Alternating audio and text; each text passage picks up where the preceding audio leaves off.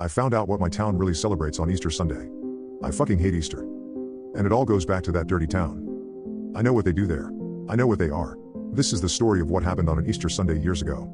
How I lost my childhood. How I stopped trusting people. And how I learned to hate my father.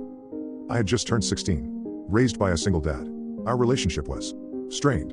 He blamed me for my mother's death. She died the day I was born. My birthday had always been her funeral. We didn't celebrate it. Not really. And honestly, I didn't care. It all felt hollow, like someone going through the motions just to feel normal. Back then, we lived in a cramped 2-bedroom apartment until my dad finally got a job that paid well enough to upgrade. He bought us a modest but decent house in a quiet little town across the state line. Before I knew it, we were packing boxes and driving through unfamiliar roads on a gray April morning. I watched my old world fade in the rearview mirror, the streets I grew up on disappearing into fog and pine. Somewhere on that long drive, he turned to me and said he wanted to fix things. Start over. Do it right this time. I remember shrugging, eyes still on the window. I'd heard that shit before. When we finally pulled into the town, it looked like something from a postcard. Quaint homes with flower beds, old trees lining the roads, pastel shutters, friendly faces. The kind of place that shouldn't exist anymore. We reached the new house and started unpacking. For the first time in a long while, I felt something like excitement. Maybe there was a chance. Maybe things could get better between us.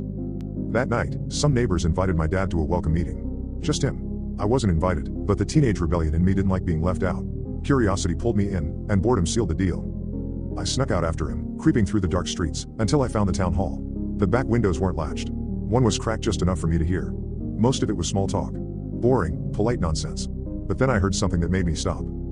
The town, an older man said, his voice calm, smooth, and rehearsed, has enjoyed good fortune for a long time. People meet their partners here.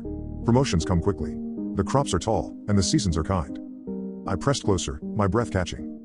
But when it's unhappy, he continued, we see the opposite. Clouds that don't leave. Crops that rot. Accidents. Death. Everything turns gray. A pause followed. The room seemed to hold its breath. So when we receive new neighbors, the man added, especially someone like yourself, we believe it's important to explain the situation. And to understand it's all for the greater good. That was when I heard my father sobbing. Soft and deliberate, like he was trying not to. I'd never heard him cry. I leaned closer to see, but before I could get a look, the talking stopped. The crying stopped. Dead silence. I bolted. Ran all the way home through empty streets, adrenaline pounding in my chest.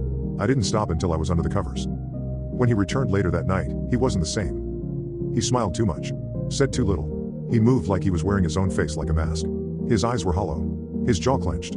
His mouth stretched into a grin that didn't reach anything. Something was off, but I couldn't name it. The next day, he told me about the town's annual Easter egg hunt. Said they needed help setting it up.